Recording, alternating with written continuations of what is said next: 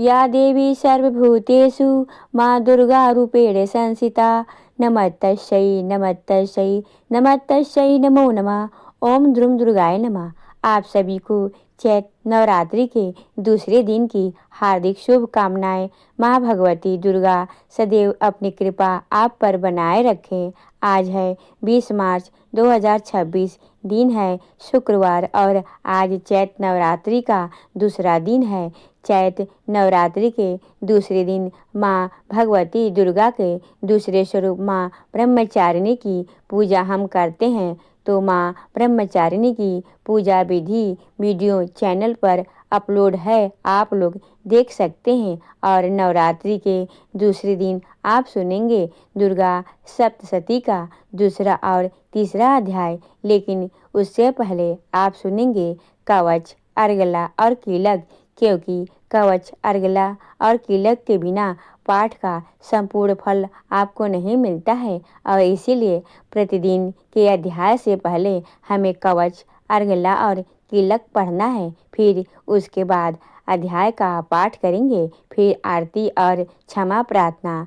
तो अब माँ दुर्गा का ध्यान करके आज की पावन कथा का प्रारंभ करते हैं। तो अब पूरे भक्ति भाव के साथ माँ दुर्गा का ध्यान करते हुए दुर्गा कवच के पाठ का प्रारंभ करते हैं। सबसे पहले विनियोग है ओम नमः चंडिकाय। माँ दुर्गा के चंडी रूप को हमारा नमन है। यह भगवान ब्रह्मा जी के द्वारा लिखा गया चंडी कवच है, जिसमें कुल 56 छंद है।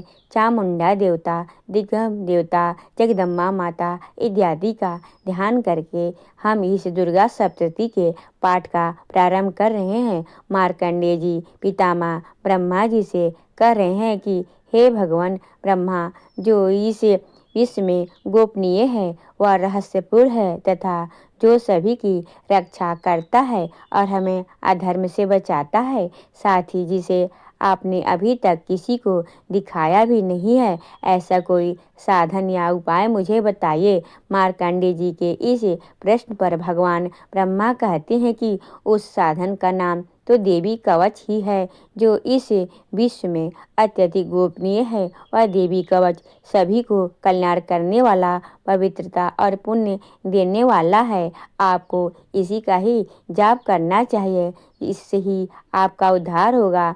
माँ दुर्गा की 9 मूर्तियाँ हैं। माँ दुर्गा का प्रथम स्वरूप है माँ शैलपुत्री, दूसरा स्वरूप है माँ ब्रह्मचारिणी और माँ का तीसरा स्वरूप है माँ चंद्रघंटा और चौथा स्वरूप है माँ कुसमांडा। उनका 5वां रूप स्कंद माता का है और 6ठा रूप माँ कात्यायनी का है। 7वां स्वरूप है माँ कालरात्रि और 8वां स्वरूप महा गौरी के नाम से प्रसिद्ध है। माँ दुर्गा का 9वां रूप है माँ सिद्धिदात्री। यही 9 दुर्गा के रूप हैं, जिसे भगवान ब्रह्मा के द्वारा वेदों के माध्यम से बताया गया है। जो मनुष्य अग्नि में जल रहा हो, सभी ओर से शत्रुओं से घिर गया हो, विपरीत परिस्थितियों का सामना कर रहा हो और उस समय यदि वह माँ दुर्गा की शरण में जाता है तो उसका कभी भी बुरा नहीं हो सकता है। अर्थात माँ दुर्गा का ध्यान किए जाने पर माँ दुर्गा उसकी हर परिस्थिति में सहायता करती हैं। यदि युद्ध का समय हो और मनुष्य संकटों में घिरा हुआ हो तो भी माँ दुर्गा के प्रभाव से उसका कुछ भी बुरा नहीं होता है। माँ दुर्गा उसके दुख, पीड़ा, भय इत्यादि का नाश कर देती हैं। जो भी भक्तगण माँ दुर्गा की भक्ति करता है, माँ दुर्गा अवश्य उन्हें अभय दान देती हैं। जो कोई भी देवी दुर्गा का ध्यान करता है, माँ दुर्गा उसकी हर प्रकार से रक्षा करती हैं और इस बात में कोई भी संशय नहीं है। चामुंडा माता का वाहन प्रेत है और वे उस पर सवारी करती हैं। बाराही माता का वाहन भैंसा है, इंद्री माता का वाहन हाथी है, तो वहीं वैष्णवी माता का वाहन गरुड़ है। भगवान शिव की पत्नी व सभी ईश्वरी माँ पार्वती का वाहन वृषभ है। कुमारी माता का वाहन मोर है। लक्ष्मी माता कमल के आसन पर विराजमान है और उन्होंने अपने हाथों में भी कमल लिया हुआ है। वे भगवान को अत्यधिक प्रिय हैं। वृषभ पर बैठी हुई माँ पार्वती का रंग सफ़ेद है और भगवान ब्रह्मा की पत्नी माँ ब्राह्मणी या माँ सरस्वती हंस पर बैठी हुई हैं और सभी प्रकार के आभूषण पहने हुए हैं। इस प्रकार से माता रानी अपने भिन्न भिन्न रूपों में सभी तरह योग व शक्तियों से वो ली हुई हैं। उन्होंने कई प्रकार के आभूषण व रत्न पहने हुए हैं जो उनकी शोभा को बढ़ा रहे हैं। माँ दुर्गा का एक रूप अत्यधिक क्रोध में रथ पर बैठा हुआ दिखाई देता है जो दुष्टों को नाश करने के लिए है। वे अपने हाथ में शंख, सुदर्शन चक्र, गदा, हल, मूसल इत्यादि लिए हुए हैं। इसके अलावा उन्होंने अपने हाथ में खेडक, तोमर, परशु, पास, त्रिशूल तथा उत्तम कोटि का धनुष भी लिया हुआ है। माँ दुर्गा दैत्यों, दुष्टों व राक्षसों का नाश कर देती हैं, भक्तों का कल्याण करती हैं तथा देवताओं का सदैव हित करती हैं। किसी उद्देश्य के तहत ही उन्होंने भिन्न भिन्न भांति के अस्त्र शस्त्र लिए हुए हैं। माँ दुर्गा के महारुद्र, प्रलयकारी, पराक्रमी, महाशक्तिशाली, अत्यधिक उत्साही तथा भय का नाश करने देने वाले इस रूप को हम सभी नमस्कार करते हैं। माँ देवी के उस प्रलयकारी रूप को और देखना भी बहुत मुश्किल है जो शत्रु का भय बढ़ाने का कार्य करता है। पूर्व दिशा में इंद्री देवी मेरी रक्षा कीजिए, आग्नेय दिशा में अग्नि देवी मेरी रक्षा कीजिए, दक्षिण दिशा में वाराही माता, नैत्रकोण में हे खड्ग धारणी माँ, पश्चिम दिशा में बारुड़ी देवी और वायव्य कोण में मृगवाहिनी देवी मेरी रक्षा कीजिए, उत्तर दिशा में माँ कुमारी, ईशान कोण में शूलधारिणी, आकाश से अर्थात ऊपर से माँ ब्राह्मणी तथा नीचे से अर्थात पाताल लोक से माँ वैष्णवी मेरी रक्षा कीजिए। राक्षसों के शव को अपने वाहन के रूप में उपयोग में लाने वाली माँ चामुंडा देवी आप 200 दिशाओं से मेरी रक्षा कीजिए। आगे से माँ जया तथा पीछे से माँ विजया आप मेरी रक्षा कीजिए। माँ अर्जिता मेरे वाम भाग में और दक्षिण दिशा में अपराजिता देवी मेरी रक्षा करे। मेरे सिर की रक्षा उद्योतनी देवी और माँ उमा मेरे सिर की रक्षा करे अर्थात उसमें वास करे। आप मेरे ललाट की मालाधारी के रूप में और भौं के यशस्विनी के रूप में संरक्षण करे। भौं के बीच में त्रिनेत्र के रूप में और नाक की यम घंटा के रूप में रक्षा करे। दोनों आँखों के बीच शंख माता के रूप में और कानों की द्वार वासनी के रूप में रक्षा करे। मेरे कपाल की कालिका के रूप में और कानों के मूल की शंकरी देवी रक्षा करे। नासिका की सुगंधा देवी और होठ के ऊपरी भाग की चर्चिका देवी रक्षा करे। होठ के निचले भाग की रक्षा अमृत कला देवी और जीव की सरस्वती देवी रक्षा करे। मेरे दांतों की कुमारी देवी, कंठ की चंडिका देवी, घंटिका के त्रिघंटा देवी और तालु की महामाया देवी रक्षा करे। मेरे ठों की कामाक्षी देवी, वाणी की सर्वमंगला देवी, गिरवा के भद्रकाली देवी तथा मेरुदंड की धनुर्धारी देवी रक्षा करे। बाहरी कंठ की नीलगिरवा देवी, कंठ नलिका की नलकुबरी देवी, कंधों की खड्गवानी देवी और भुजाओं की वज्रधारिणी देवी रक्षा करे। दोनों हाथों की दंडनी देवी, अंगुलों की जगदम्बा माता, नाखूनों की सुलेश्वरी देवी और पेट की कुलेश्वरी देवी रक्षा करे। स्तनों की महादेवी, मन की शोक विनाशिनी देवी, हृदय की ललिता देवी और उदर की शूलधारिणी देवी रक्षा करे। नाभि की कामनी देवी, गुहा की गुहेश्वरी देवी, लिंग की पुतना व कामिका देवी तथा गुद्दा की महिष वासनी देवी रक्षा करे। कटभाग की भगवती देवी, घुटनों की विंध्य वासनी देवी, जांघों की महाबला देवी रक्षा करे और सभी कामनाओं को पूर्ण करे। मेरी घुटनों की नरसंगी देवी, पैरों के आगे भाग की तेजस्वी देवी, पैरों की अंगुलियों की श्री देवी और पैरों के तले की तलवासनी देवी रक्षा करे। पैरों के नाखूनों की तिष्ठा कराली देवी, केशों की उदेश्वरी शनि देवी, रोम छिद्रों की कावेरी देवी तथा त्वचा की बागेश्वरी देवी रक्षा करे। माँ पार्वती देवी मेरे रक्त, मांस, हड्डियों इत्यादि की रक्षा करे। आंतों की कालरात्रि देवी और पित्त की मुकुटेश्वरी देवी रक्षा करे। पद्म कोशों की माँ पद्मावती देवी, कफ की चूड़ामणि देवी, नाखूनों की धार की ज्वालामुखी देवी और शरीर की संध्या की अवधा देवी रक्षा करे। मेरे वीर की रक्षा करे माँ ब्राह्मणी देवी, छाया की क्षत्रियश्री देवी तथा धर्मधारिणी देवी मेरे अहंकार व मन बुद्धि की रक्षा करे। हे माँ दुर्गा, आप मेरे प्राणों ज्ञान उदान की समान रूप से रक्षा करे। वज्र हस्ता देवी मेरे प्राणों की रक्षा करे और मेरा कल्याण करे। आप मेरी सभी इंद्रियों रस रूप गंध शब्द व स्पर्श में बसती है। हे नारायणी देवी, आप मेरे सत्गुण रजगुण व तमोगुण की रक्षा करें।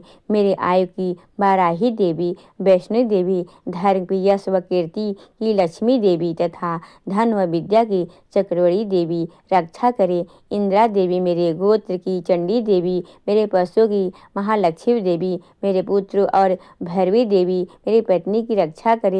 मेरे पथ की स्वभक्ता देवी और उस मार्ग की क्षेमकरी देवी, राजा के दरबार में महालक्ष्मी देवी तथा सभी जगह निवास करने वाली विजय देवी मेरे भय की रक्षा करे। हे माँ दुर्गा, जो भी स्थान या अंग इस देवी कवच में रह गया है और वह भी अभी भी रक्षा करने योग्य है, तो आप उसकी भी रक्षा कीजिए। आप मेरे पापों का नाश करके मेरा उद्धार कीजिए। माँ दुर्गा की आज्ञा के बिना कोई भी व्यक्ति इस विश्व में एक कदम भी आगे नहीं बढ़ सकता है।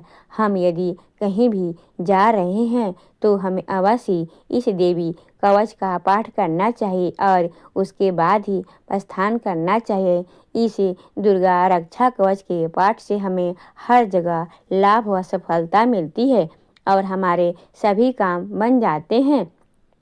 हम जब भी माँ दुर्गा का ध्यान करते हैं वैसे ही हमारे सभी काम बनते चले जाते हैं। उस व्यक्ति को इस पृथ्वी पर बिना किसी तुलना के परम यश और वैभव प्राप्त होता है। जो भी भक्तगण इस देवी रक्षा कवच का पाठ करता है उसका भय समाप्त हो जाता है, युद्ध में उसकी विजय होती है तथा वह तीनों लोकों में पूजनीय हो जाता है। देवी माता का यह रक्षा कवच देवताओं तक के लिए बहुत दुर्लभ है। जो व्यक्ति इस देवी कवच का तीनों समय श्रद्धा भाव के साथ पढ़ता है उसे देवी माता की कृपा से तीनों लोकों में विजय मिलती है। वह अकाल मृत्यु से भय से दूर होता है तथा 100 वर्षों से भी अधिक समय तक जीवित रहता है। इसे दुर्गा कवच के पाठ से व्यक्ति के शरीर में होने वाले हर तरह के रोग समाप्त हो जाते हैं। उसके शरीर में बनने वाले विष भी समाप्त हो जाते हैं तथा कोई रोग उसका कुछ भी बिगाड़ नहीं सकता है। जो भी मनुष्य इस दुर्गा रक्षा कवच को अपने हृदय में धारण कर लेता है उस पर पृथ्वी पर होने वाले सभी तरह के अभिचारक मंत्र तंत्र का प्रभाव समाप्त हो जाता है। सभी तरह की डाकनी शाकनी अंतरिक्ष में रहने वाले अति शक्तिशाली व भयंकर डाकनी भूत पिशाच यक्ष गंधर्व राक्षस ब्रह्म राक्षस बेताल कुष्मांडा भैरव इत्यादि सभी तरह की नकारात्मक शक्तियों के प्रभाव इस दुर्गा कवच के माध्यम से समाप्त हो जाते हैं। इस रक्षा कवच का पाठ करने वाला व्यक्ति राजा से सम्मान प्राप्त करता है और उसकी सुख संपत्ति में वृद्धि होती है। जो भी व्यक्ति इस देवी कवच का पाठ करता है उसका हर जगह यश बढ़ता ही जाता है और जो भी इस कवच का 7 बार जप करता है उसका वंश इस पृथ्वी के अंत तक रहता है। इसके पश्चात जब उसकी मृत्यु हो जाती है तब वह माँ दुर्गा के आशीर्वाद से परम स्थान को प्राप्त करता है। जो देवताओं को भी अत्यधिक दुर्लभ है उसे महामाया का प्रसाद मिलता है और उसकी मुक्ति हो जाती है। वह माँ दुर्गा के आशीर्वाद से सुंदर रूप को धारण करता है और भगवान शिव के समान आनंद प्राप्त करता है। श्री देवी दुर्गा कवच संपूर्ण हुआ और अब पूरे भक्ति भाव से माँ दुर्गा का ध्यान करके अगला स्तोत्र का पाठ करते हैं। ओम नमः चंडिकाय। माँ चंडिका देवी को नमस्कार है। मार्कंडेय जी ऋषि कहते हैं, जयंती अर्थात सबसे उत्कृष्ट एवं विजयशालिनी, मंगला अर्थात अपने भक्तों के जन्म मरण आदि संसार बंधन को दूर करने वाली मुख्य दायिनी मंगलदायी देवी काली अर्थात प्रलय काल में संपूर्ण पुष्टि सृष्टि को अपने ग्रास बना लेने वाली देवी भद्रकाली अर्थात अपने भक्तों के लिए भद्र अथवा मंगल स्वीकार करने वाली कपालिनी अर्थात हाथ में कपाल तथा गले में मुंडमाला धारण करने वाली दुर्गा अर्थात कर्म एवं उपासना स्वरूप दुस्साध्य साधन से प्राप्त होने वाली क्षमा अर्थात अत्यंत करुणामय स्वभाव होने के कारण अपने भक्तों के सारे अपराध क्षमा करने वाली शिवा अर्थात सबका कल्याण करने वाली धात्री अर्थात संपूर्ण प्रपंच को धारण करने वाली स्वाहा अर्थात स्वाहा रूप में यज्ञ भाव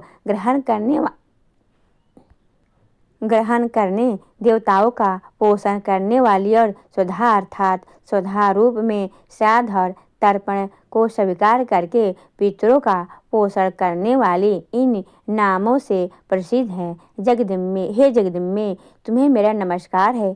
हे देवी चामुंडे, तुम्हारी जय हो। संपूर्ण प्राणियों की पीड़ा हरने वाली देवी तुम्हारी जय हो।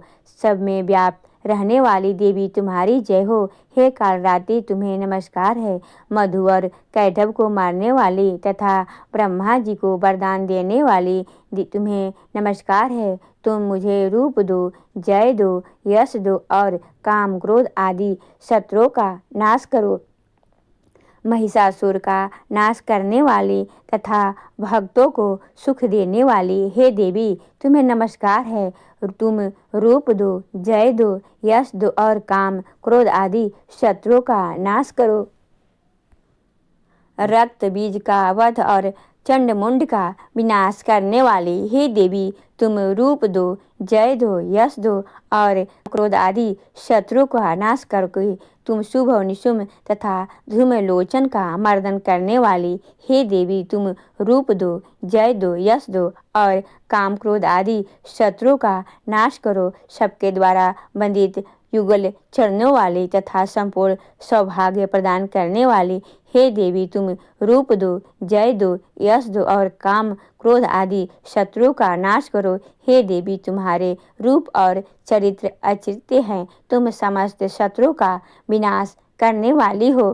तुम रूप दो, जय दो, यश दो और काम क्रोध आदि शत्रुओं का नाश करो। पापों को दूर करने वाली हे चंडिके, जो भक्ति पूर्वक तुम्हारे चरणों में सर्वदा मस्तक झुकाते हैं, उन्हें रूप दो, जय दो, यश दो और उनके काम क्रोध आदि शत्रुओं का नाश करो। रोगों का नाश करने वाली हे चंडिके, जो भक्ति पूर्वक तुम्हारी स्तुति करते हैं, उन्हें रूप दो, जय दो, यश दो और उनको काम क्रोध आदि शत्रुओं का नाश करो। हे चंडिके, इस संसार में जो भक्ति पूर्वक तुम्हारी पूजा करते हैं, उन्हें रूप दो, जय दो, यश दो और उनके काम क्रोध आदि शत्रुओं का नाश करो। मुझे सौभाग्य और आरोग्य दो, परम सुख दो, रूप दो, जय दो, यश दो और मेरे काम क्रोध आदि शत्रुओं का नाश करो। जो मुझसे द्वेष रखते हो, उसका नाश और मेरे बल की वृद्धि करो। रूप दो, जय दो, यश दो और मेरे काम क्रोध आदि शत्रुओं का नाश करो। हे देवी, मेरा कल्याण करो। मुझे उत्तम संपत्ति प्रदान करो। रूप दो, जय दो, यश दो और मेरे काम क्रोध आदि शत्रुओं का नाश करो। हे अंबिके, देवता और असुर दोनों ही अपने माथे के मुकुट की मड़ियों के तुम्हारे चरणों पर घिसते रहते हैं। तुम रूप दो, जय दो, यश दो और काम क्रोध आदि शत्रुओं का नाश करो। तुम अपने भक्त जनों को विद्वान, यशस्वी और लक्ष्मीमान बनाओ और तथा रूप दो, या जय दो, यश दो और उनके काम क्रोध आदि शत्रुओं का नाश करो। प्रचंड देवताओं का दर्प का दलन करने वाली हे चंडिके, मुझे शरणागत को रूप दो, जय दो, यश दो और मेरे काम क्रोध आदि शत्रुओं का नाश करो। चतुर्मुख ब्रह्मा जी के द्वारा प्रशंसित चार भुजा धारिणी परमेश्वरी, तुम रूप दो, जय दो, यश दो और काम क्रोध आदि शत्रुओं का नाश करो। हे देवी अंबिके, भगवान विष्णु नित्य निरंतर भक्तिपूर्वक तुम्हारी स्तुति करते रहते हैं। तुम रूप दो, जय दो, यश दो और काम क्रोध आदि शत्रु का नाश करो। हिमालय कन्या पार्वती के पति महादेव जी द्वारा प्रशंसित होने वाली हे परमेश्वरी, तुम रूप दो, जय दो, यश दो और काम क्रोध आदि शत्रु का नाश करो। सचिपति इंद्र के द्वारा सद्भाव से पूजित होने वाली हे परमेश्वरी, तुम रूप दो, जय दो, यश दो और काम क्रोध आदि शत्रुओं का नाश करो। प्रचंड भुजदंडों वाले दैत्यों का घमंड चूर करने वाली हे देवी, तुम रूप दो, जय दो, यश दो और काम क्रोध आदि शत्रु का नाश करो। हे देवी अंबिके, तुम अपने भक्त जनों को सदा असीम आनंद प्रदान करती रहती हो। मुझे रूप दो, जय दो, यश दो और मेरे काम क्रोध आदि शत्रुओं का नाश करो। मन की इच्छा के अनुसार चलने वाली मनोहर पत्नी प्रदान करो, जो दुर्गम संसार सागर से तारण वाली तथा उत्तम कुल में उत्पन्न हुई हो। जो मनुष्य इस अर्गला स्तोत्र का पाठ करके सप्तशती रूपी महास्तोत्र का पाठ करता है, वह सप्तशती की जप संख्या में मिलने वाले श्रेष्ठ फल को प्राप्त होता है। साथ ही वह प्रचुर संपत्ति भी प्राप्त कर लेता है। अर्गला स्तोत्र संपूर्ण हुआ। किलक स्तोत्र ओम नमः चंडिकाय मार्कंडेय जी ऋषि कहते हैं।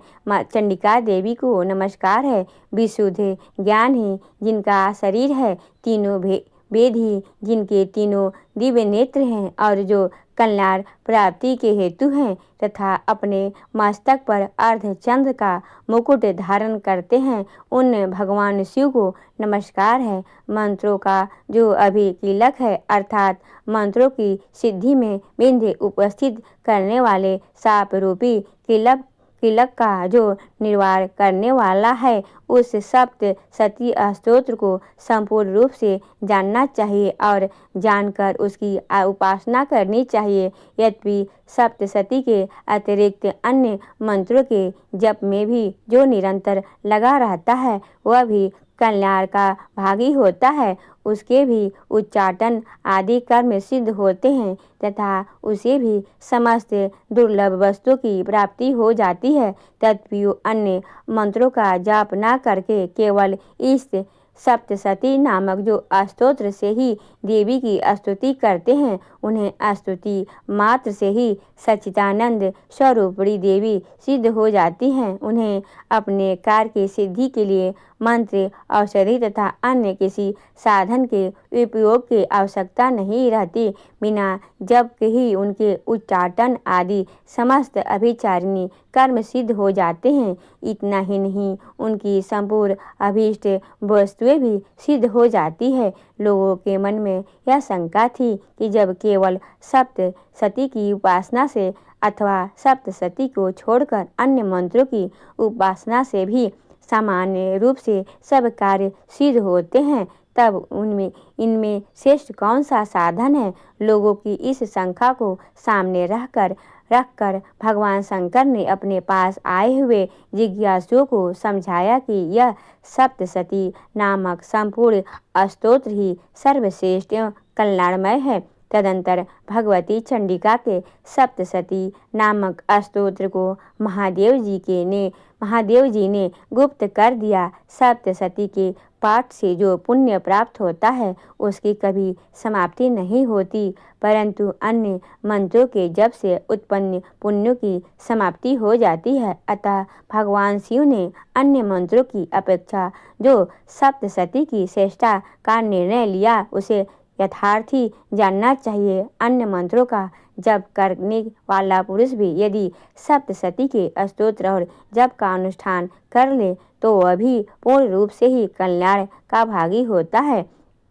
इसमें तनिक भी संदेह नहीं है। जो साधक कृष्ण पक्ष की चतुर्दशी अथवा अष्टमी को एकाग्रचित्त होकर भगवती की सेवा में अपना सर्वस्व समर्पित कर देता है और फिर उसे प्रसाद रूप में ग्रहण करता है, उसी पर भगवती प्रसन्न होती हैं, अन्यथा उनकी प्रसन्नता नहीं प्राप्त होती। इस प्रकार सिद्धि के प्रतिबंधक रूप कील के द्वारा महादेव जी ने इस स्तोत्र को लिखित कर रखा है, जो पूर्वोक्त रीति से निष्क्रिय करके इस सप्तशती स्तोत्र का प्रतिदिन स्पष्ट उच्चारण पूर्वक पाठ करता है, वह मनुष्य सिद्ध हो जाता है, वही देवी का पार्षद होता है और वही गंधर्व भी होता है।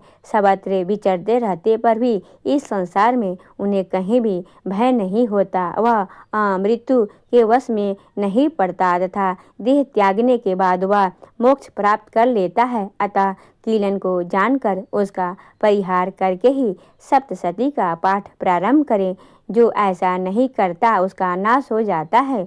इसीलिए कीलक और निष्कीलन का ज्ञान प्राप्त करने पर ही यह स्तोत्र निर्दोष होता है और विद्वान पुरुष इस निर्दोष स्तोत्र का ही पाठ प्रारंभ करते हैं। स्त्रियां में जो कुछ भी सौभाग्य आदि सृष्टि गोचर होता है वह सब देवी के प्रसाद रूप का ही फल है। अतः इस कल्याणमय स्तोत्र का सदा जाप करना चाहिए। इस स्तोत्र का मंद्र स्वर से पाठ करने पर स्वल्प फल की प्राप्ति होती है और उच्च स्वर के पाठ करने से पूर्ण फल की सिद्धि होती है। अतः उच्च स्वर से इसका पाठ प्रारंभ करना चाहिए।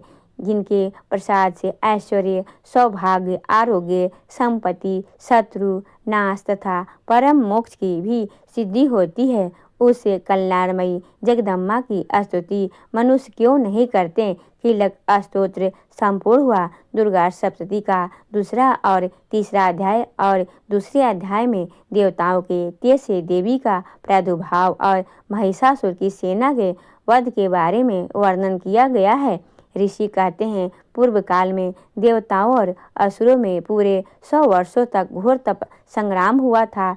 उससे असुर का स्वामी महिषासुर था और देवताओं के नायक इंद्र थे। उस युद्ध में देवताओं की सेना महाबली असुरों से परास्त हो गई और संपूर्ण देवताओं को जीतकर महिषासुर इंद्र बन बैठा। तब प्रजाजित देवता प्रजापति ब्रह्मा जी को आगे करके उस स्थान पर गए जहाँ भगवान शंकर और विष्णु विराजमान थे।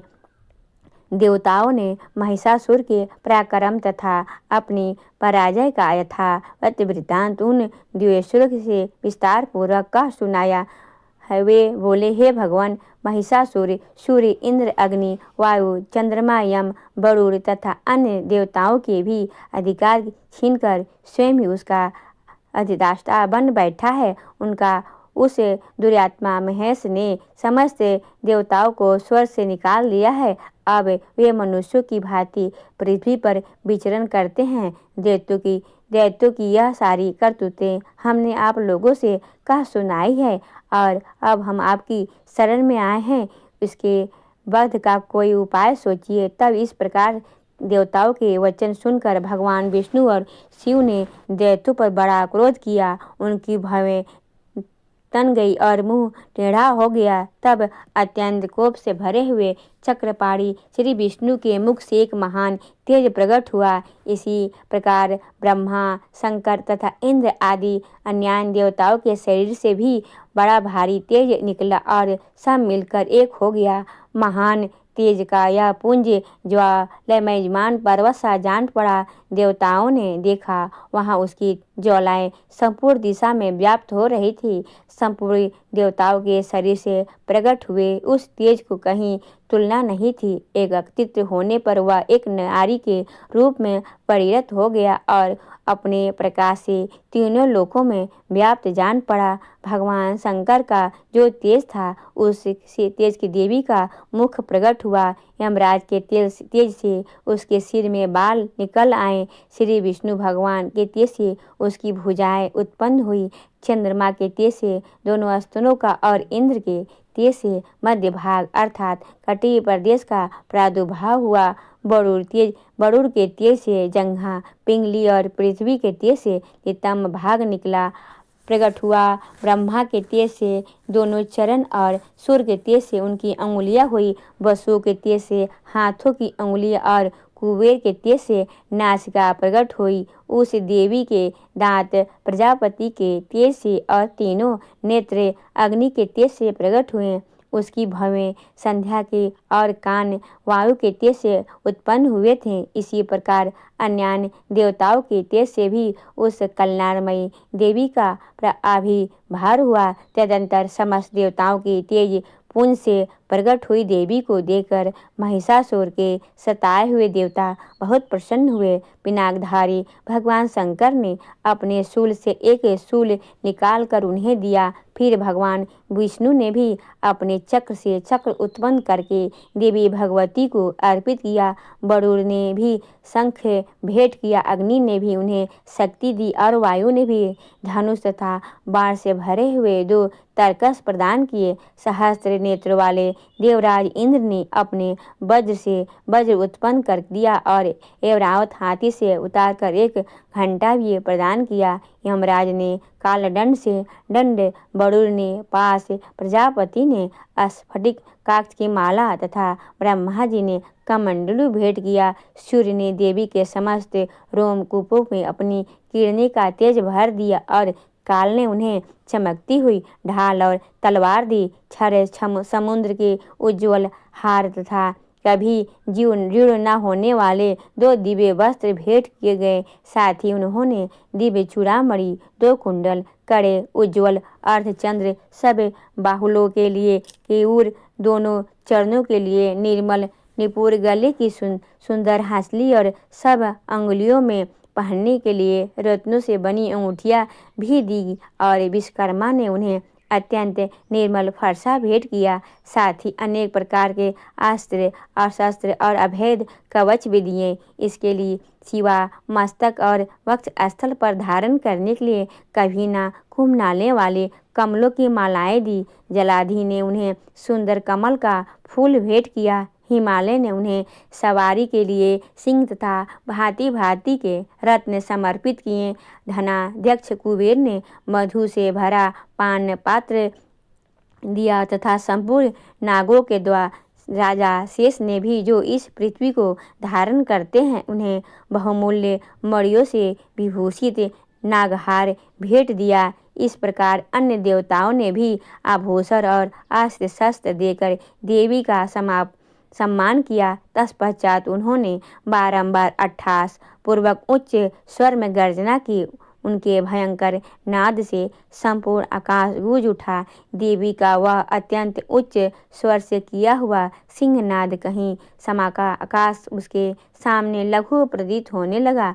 उसके बड़े जोर की प्रतिध्वनि सुनी, जिससे संपूर्ण विश्व में हलचल मच गई और समुद्र कांप उठे, पृथ्वी डोलने लगी और समस्त पर्वत हिलने लगे। उस समय देवताओं ने अत्यंत प्रसन्नता के साथ सिंहवाणी भवानी से कहा, हे देवी, तुम्हारी जय हो। साथ ही महर्षियों ने भी भक्ति भाव से विनम्र होकर उनका स्तवन किया। संपूर्ण त्रिलोकी को शोभाग्रस्त देखकर दैत्यगण अपनी समस्त सेना को कवच आदि से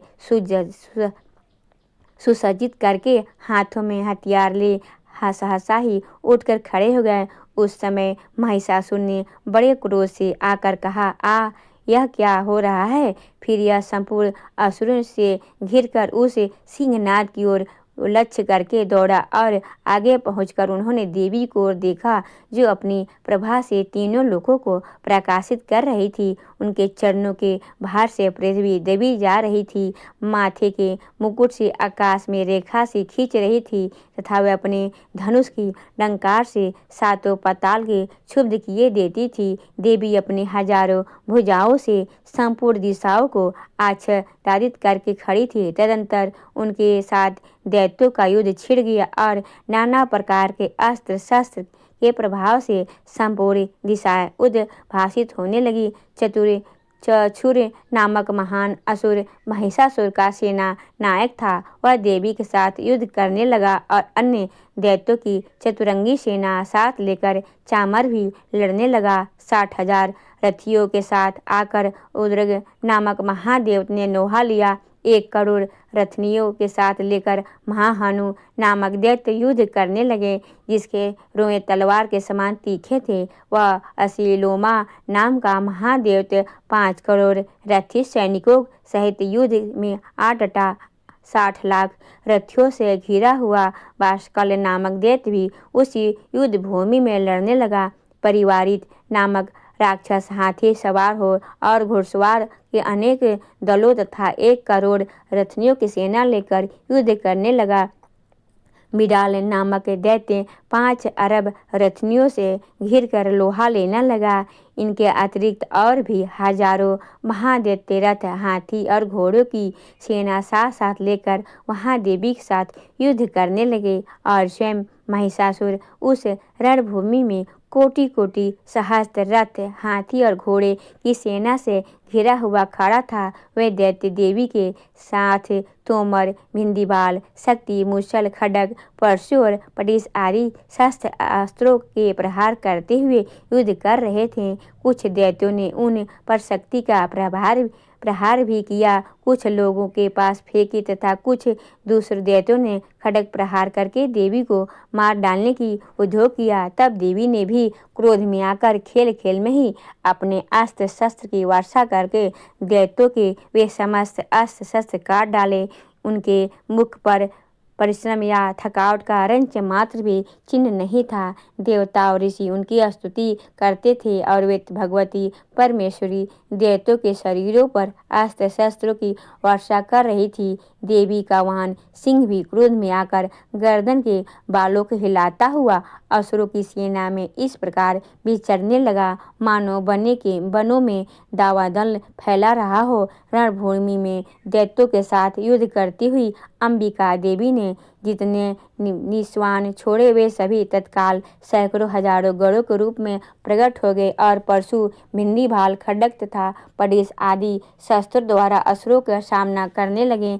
देवी की शक्ति से बढ़े हुए वे गण असुर का नाश करते हुए नगाड़ा और शंख आदि बजने लगा। उस संग्राम महोत्सव में कितने ही गण मृदंग बजा रहे थे। तदंतर देवी ने त्रिशूल से, गदा से, शक्ति की वर्षा से और खड्ग आदि से सैकड़ों महादैत्यों का संहार कर डाला और कितने को घंटे से भयंकर नाश से मूर्छित करके मार गिराया। बहुतेरे दैत्यों को पांच से बांध कर धरती पर घसीटा। कितने ही दैत्य उनकी तीखी तलवार से मार के दो दो टुकड़े हो गए। कितने ही गदा की चोट से घायल हो धरती पर सो गए। कितने ही मूसल की मार से अत्यंत आहत होकर रक्त पवन करने लगे। कुछ दैत्य शूल से छाती फट जाने के कारण पृथ्वी पर ढेर हो गए और उस रणांगण में बाण समूहों की वृष्टि से कितने की असुरों की कमर टूट गई।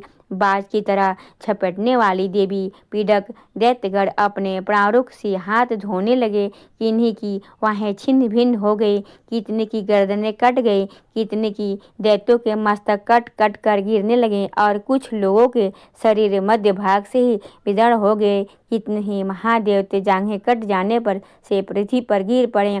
कितने की ही देवी ने एक एक बाहें, एक पैर और एक नेत्र वाले करके दो दो टुकड़े में चीर डाला। कितने ही दैत्य के मस्तक कट जाने पर भी गिरकर फिर उठ जाते और केवल धड़ से ही रूप में अच्छे अच्छे हथियार हाथ में लेकर देवी के साथ युद्ध करने लगते थे। दूसरे कब युद्ध में बाजों की तरह लय पर नाचने लगते थे और कितने ही बिना धड़ के और कितने ही बिना सिर के धड़ हाथों में खड्ग, सती और रिष्टि दौड़ते हुए तथा दूसरे महादेवों ठहरो ठहरो यह कहते हुए देवी को युद्ध के लिए ललकारते थे। जहाँ वह घोर संग्राम हुआ था वहाँ की धरती देवी के गिराए हुए रथ, हाथी, घोड़े और असुर की लाशों से ऐसी पट गई थी कि वहाँ चलना फिरना असंभव हो गया था। देवी की सेना में हाथी, घोड़े और असुरों की शरीर से इतनी अधिक मात्रा में रक्तपात हुआ था कि थोड़ी ही देर में वहाँ खून की बड़ी बड़ी नदियाँ बहने लगी। जगदम्बा ने असुरों की विशाल सेना को क्षण भर में नष्ट कर दिया। ठीक उसी तरह जैसे तीर और काष्ठ से भारी ढेर को आग कुछ ही क्षण में भस्म कर देती है और वह सिंह भी गर्दन के बालों को हिला हिलाकर जोर से गर्जना करता हुआ दैत्यों के शरीरों से मानो उनके प्राण चूस लेता था। वहाँ देवी के गणों ने भी उनके महादैत्यों के साथ ऐसा युद्ध किया जिससे आकाश में खड़े हुए देवता गण उन पर बहुत संतुष्ट हुए और फूल बरसाने लगे। इस प्रकार श्री मार्कंडेय पुराण में सार्वणिक मनंतवर की कथा में अंतर्गत देवी महात्म में महिषासुर की सेना का वध नामक दूसरा अध्याय पूरा हुआ। अब आप सुनेंगे दुर्गा सप्तशती का तीसरा अध्याय। और दुर्गा सप्तशती के तीसरे अध्याय में सेनापतियों सहित महिषासुर के वध का वर्णन किया गया है। हे ऋषि, कहते हैं दैत्यों की सेना को इस प्रकार तहस नहस होते देखकर महादैत्य ने सेनापति छिकेछुर क्रोध में भरकर अंबिका देवी से युद्ध करने के लिए आगे बढ़ा।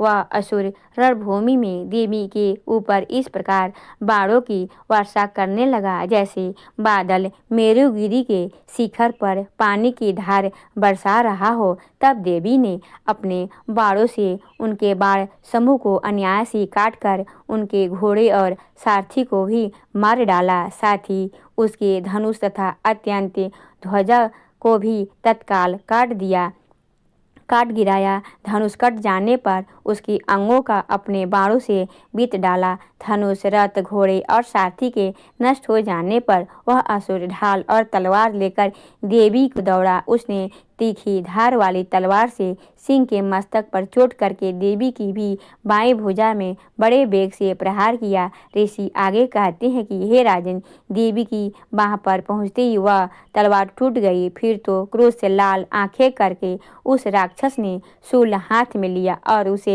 उस महादैत्य ने भगवती भद्रकाली के ऊपर चलाया।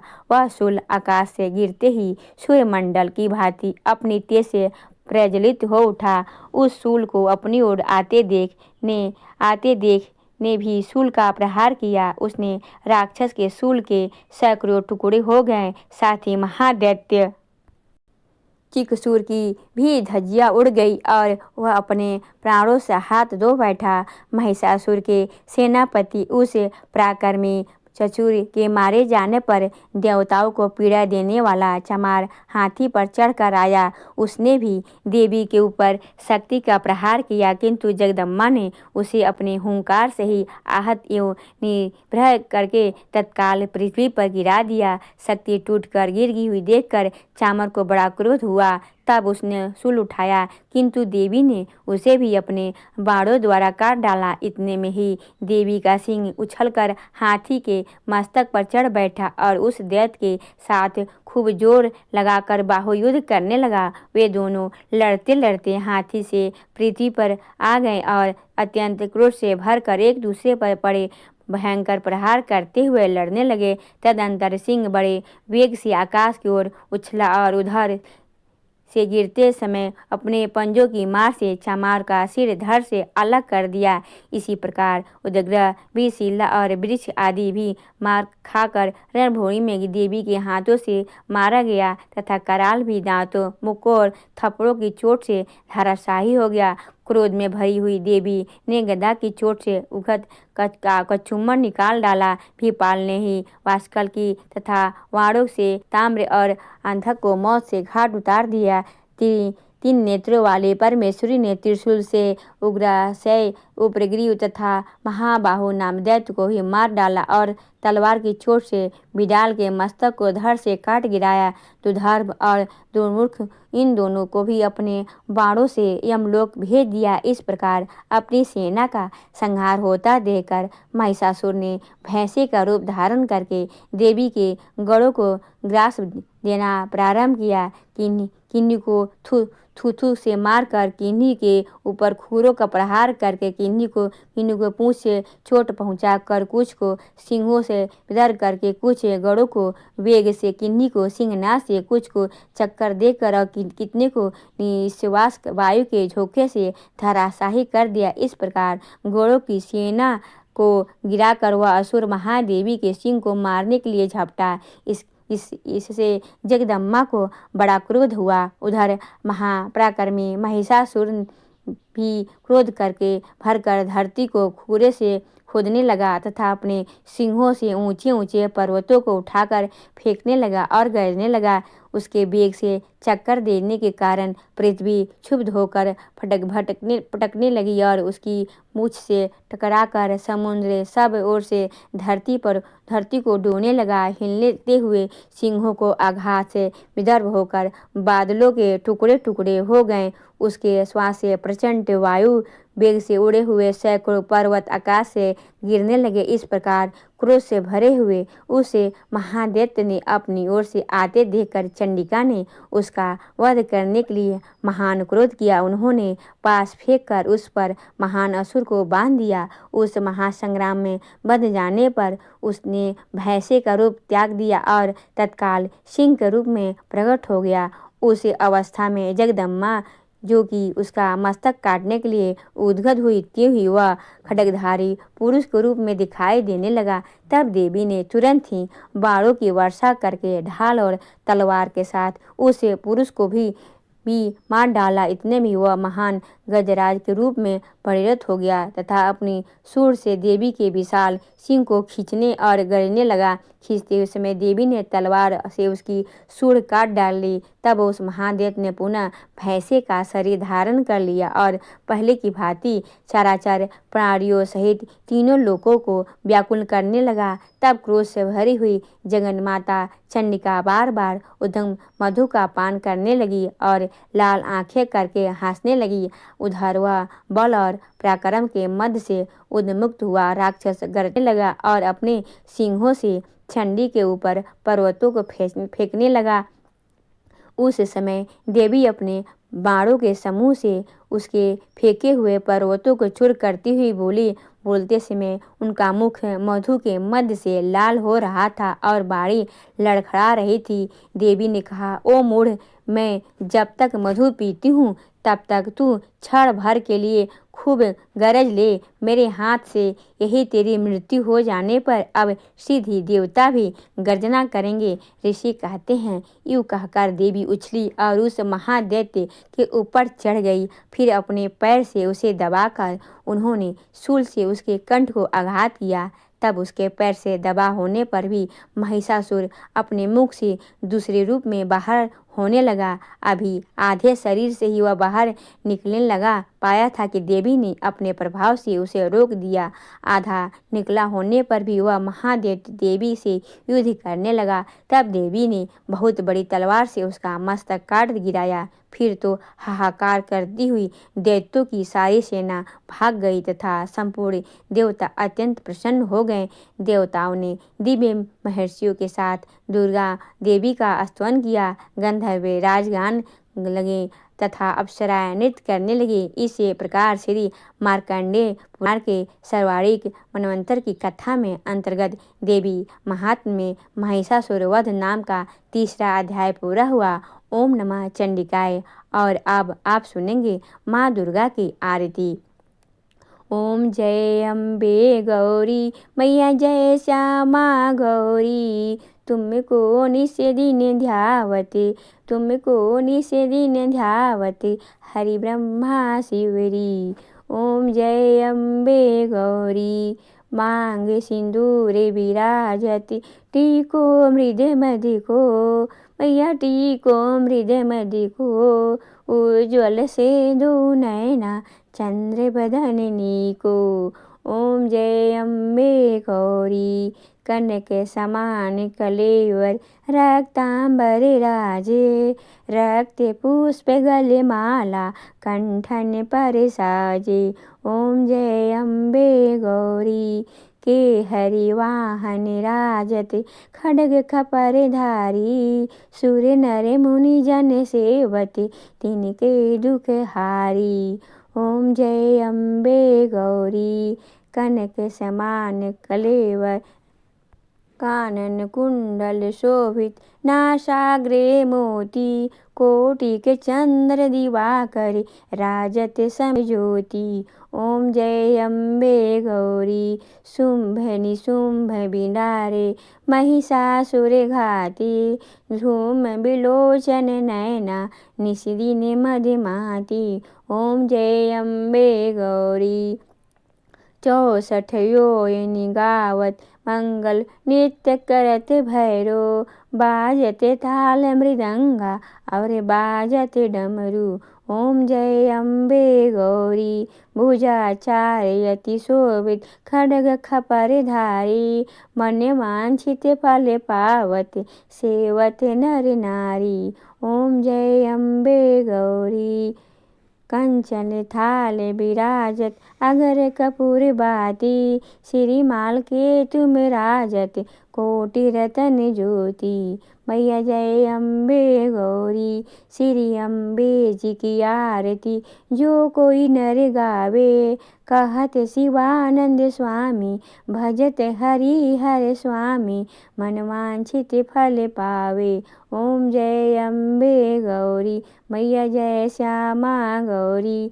मैया जी की निश दिन ध्यावत तुमको निश दिन ध्यावत हरि ब्रह्मा शिवरी। ओम जय अम्बे गौरी। मैया जय श्यामा गौरी। माँ की आरती करने के बाद क्षमा प्रार्थना जरूर करना चाहिए। तो दोनों हाथों जोड़कर माँ से क्षमा प्रार्थना करते हैं। हे परमेश्वरी, मेरे द्वारा दिन रात बहुत से अपराध होते रहते हैं। मुझे अपना दास समझकर मेरे उन अपराधों को आप कृपा पूर्वक क्षमा करिए। हे परमेश्वरी, मैं आवाहन करना नहीं जानता, विसर्जन करना भी नहीं जानता तथा पूजा करने का ढंग भी नहीं जानता। हे माँ, मुझे क्षमा करिए। हे देवी सुरेश्वरी, मैंने जो मंत्रहीन अर्थात ना मंत्रों को जानता हूँ, क्रियाहीन अर्थात ना क्रियाओं को जानता हूँ और भक्तिहीन अर्थात ना भक्ति के प्रकार जानता हूँ, तो मैंने जो मंत्रहीन क्रियाहीन और भक्तिहीन पूजा किया है वह सब आपकी कृपा से पूर्ण हो। सैकड़ों अपराध करने के बाद भी जो आपके शरण में आके जगदम्बा कहकर पुकारता है उसे वह गति प्राप्त होती है जो ब्रह्मा आदि देवताओं के लिए भी पाना आसान नहीं है। हे जगदम्बे, मैं अपराधी हूँ किंतु आपकी शरण में आया हूँ। इस समय दया का पात्र हूँ, आप जैसा चाहें वैसा करें। हे देवी परमेश्वरी, अज्ञानवश भूल से या बुद्धि भ्रष्ट होने के कारण मैंने जो भी न्यूनता या अधिकता कर दी है वह सब क्षमा करे और प्रसन्न हो। हे सच्चिदानंद स्वरूपा परमेश्वरी जगत माता कामेश्वरी, आप प्रेम पूर्वक मेरी यह पूजा स्वीकार करें और मुझ पर प्रसन्न रहे। हे देवी सुरेश्वरी, आप गोपनीय से भी गोपनीय वस्तु की रक्षा करने वाली हैं। मेरे निवेदन किए हुए इस जप को ग्रहण करिए। आपकी कृपा से मुझे सिद्धि की प्राप्ति हो। इसी प्रकार क्षमा प्रार्थना मंत्र के पाठ से दुर्गा माता आप अनजाने अनजाने में हुए सारे अपराधों को क्षमा करेंगी और उनकी कृपा सदैव आपके ऊपर बनी रहेगी। तो दोस्तों, उम्मीद करती हूँ आज की वीडियो आपको ज़रूर पसंद आई होगी। वीडियो अच्छी लगी हो तो लाइक कीजिए, संभव हो तो वीडियो को शेयर भी कीजिए और चैनल पर पहली बार आए हो तो सब्सक्राइब करके बेल आइकन को ज़रूर प्रेस कर दीजिए। अगर आपको आज की वीडियो अच्छी लगी है तो मिलती हूँ मैं आपसे अगली वीडियो में। तब तक के लिए जय माता दी।